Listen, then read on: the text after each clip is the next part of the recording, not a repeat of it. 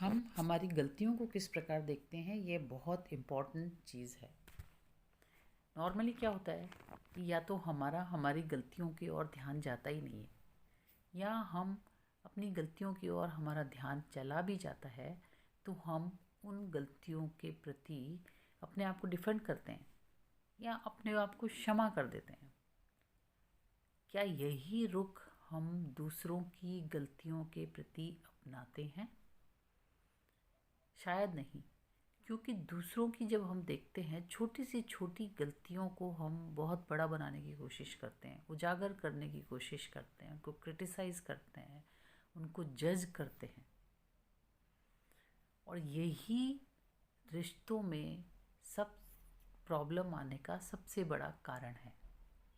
यदि हम जैसा अपनी गलतियों के प्रति अपना रुख रखते हैं, वैसा ही दूसरों की गलतियों के प्रति रुख रखें, उनकी गलतियों को नज़रअंदाज करें, उनकी गलतियों को समझने की कोशिश करें, तो रिश्तों में बहुत कुछ सुधार हो सकता है। वास्तव में होना तो यह चाहिए कि हम अपनी गलतियों के प्रति सजग रहें, अपनी गलतियों में निरंतर सुधार करने का प्रयास करते रहें। अपनी गलतियों में सुधार करने का सबसे अच्छा रास्ता यह है कि हम अपने आप को देखें कि जब हमने कुछ गलत किया है या हमने कुछ ऐसा किया है जो कि ठीक नहीं है, तो अपने आप को किसी न किसी प्रकार से पनिशमेंट देने की कोशिश करें। और वह यदि वो गलती दोबारा हम दोहराते हैं तो अपने पनिशमेंट को हमें थोड़ा और बढ़ाना चाहिए, जिससे कि हम वह गलती में सुधार कर सकें और अपने आप में सुधार कर सकें। क्योंकि ये जीवन है, कर्म सिद्धांत पर आधारित है। कर्म यानी जैसा हम सोचते हैं, जैसे हमारे विचार होते हैं, जैसे हमारा कर्म होते हैं, उसी अनुसार हमें फल मिलता है। हमारी छोटी छोटी गलतियाँ, छोटी छोटी जो हमारी कमियाँ हैं, उसके कारण हमारे जीवन में अनेक प्रकार की समस्याएं पैदा होती हैं, अनेक प्रकार की प्रॉब्लम्स पैदा होती हैं। और यदि जब हम उनको सुधारते हैं, उनमें इम्प्रूवमेंट करते हैं, तो एक तरह से हमें ही अच्छे परिणाम प्राप्त होते हैं। हम दूसरों को क्रिटिसाइज़ करते हैं, दूसरों की निंदा स्तुति करते हैं, दूसरों को में फॉल्ट निकालते हैं, तो एक प्रकार से हम दुर्गुणों पर फोकस करते हैं और कहीं ना कहीं उन दुर्गुणों को अपनी जीवन में आमंत्रित करते हैं और हमें उसका परिणाम, गलत परिणाम भुगतना तय हो जाता है। लेकिन जब हम अपने आप में सुधार करते हैं तो हमारी गलतियों के जो कॉन्सिक्वेंसेस होते हैं, हमारी गलतियों के जो परिणाम होते हैं, उन परिणामों को हम या तो हमें भुगतना नहीं पड़ता जब हम अपनी गलती सुधार लेते हैं, या हमें बहुत कम भुगतना पड़ता है और हमारा जीवन उन्नत होना शुरू हो जाता है। स्वयं की गलतियों के प्रति सदैव सतर्क रहें, सजग रहें एवं कठोर अनुशासन के साथ में उन्हें दूर करने का प्रयास करते रहें। जबकि दूसरों की गलतियां देखते समय सहानुभूति, क्षमा, सहनशीलता एवं एक सकारात्मक दृष्टिकोण के साथ में उन गलतियों को देखें। और यहाँ सकारात्मकता से तात्पर्य है कि हमें यह ध्यान में रख के उस व्यक्ति से डील करना चाहिए कि वह व्यक्ति जो सरफेस पे दिखाई दे रहा है वह नहीं है, उसमें पोटेंशियल है अपनी गलतियाँ दूर करने का। ठीक उसी प्रकार जिस प्रकार आप में पोटेंशियल है अपनी गलतियाँ सुधारने का, अपने आप को इम्प्रूव करने का, वैसा ही पोटेंशियल उस व्यक्ति के अंदर है और वह व्यक्ति उसको यूज़ नहीं कर पा रहा है।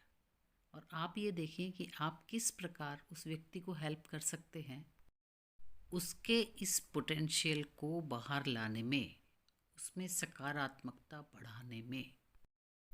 यही वास्तव में सकारात्मकता है, यही वास्तव में उदारता है, यही वास्तव में सहिष्णुता है, यही वास्तव में काइंडनेस है। हालांकि यह आसान नहीं है कि जो व्यक्ति हमें अपमानित कर रहा है, जो व्यक्ति हमें तिरस्कृत कर रहा है, जो व्यक्ति हमें बुरा भला बोल रहा है, उसके प्रति हम सिंपैथी, सहानुभूति, सहनशीलता एवं काइंडनेस का भाव रखें। बहुत कठिन है, परंतु यही तो वास्तव में साहस है कि आप ऐसे व्यक्तियों का भी सभ्यता एवं शालीनता से सामना करें। यही वास्तव में साहस है। अनेक बार ऐसा पॉसिबल हो सकता है आपके दिमाग में ये आए कि आई एम नॉट डोरमेट, मैं डोरमेट नहीं हूँ, या मैं क्यों किसी से इतना सुनूं। और ऐसा होना भी चाहिए, क्योंकि आपका आत्मसम्मान एवं आत्मगौरव आपको अपने मेंटेन रखना चाहिए, अपना सर्वोपरि रखना चाहिए। परंतु क्या एक बुरे व्यक्ति के लेवल पर गिर के उसके अनुसार ही उसको रिटेलिएट करके रिएक्ट करके क्या हमारा आत्मसम्मान आत्मगौरव रह पाएगा? अनेक बार ऐसी स्थिति आती है कि ऐसे व्यक्तियों से हमें हमारा सामना होता है कि जिनको साथ हमें सभ्यता एवं शालीनता से पेश हम कितना भी आ जाएं, लेकिन वो व्यक्ति नहीं सुधरते। ऐसे व्यक्तियों के साथ कठोरता और उन्हीं की भाषा में बात करना ठीक है, लेकिन उस व्यक्ति के दुर्गुणों को, उस व्यक्ति के जो बुरी क्वालिटीज़ हैं, उस व्यक्ति में जो दुर्गुण हैं, उन्हें अपने मन पर कभी भी हावी न होने दें। ऐसे व्यक्तियों को अच्छे से जवाब दें, सही तरीके से जवाब दें, लेकिन बदले की भावना के साथ में नहीं, दुर्भावना के साथ में नहीं, वरन अपना आत्मसम्मान एवं आत्मगौरव मेंटेन करने के लिए। इसीलिए हमारे शास्त्रों में कहा जाता है कि बुराई का बदला हमेशा भलाई से दो, क्योंकि जब हम बुराई का बदला बुराई से देते हैं तो हमारे में क्या क्वालिटीज़ डेवलप होंगी, हम भी उस व्यक्ति के लेवल पे ही आ जाएंगे। इसलिए अपने आप बुराई का बदला सदैव भलाई से देने का प्रयास करें।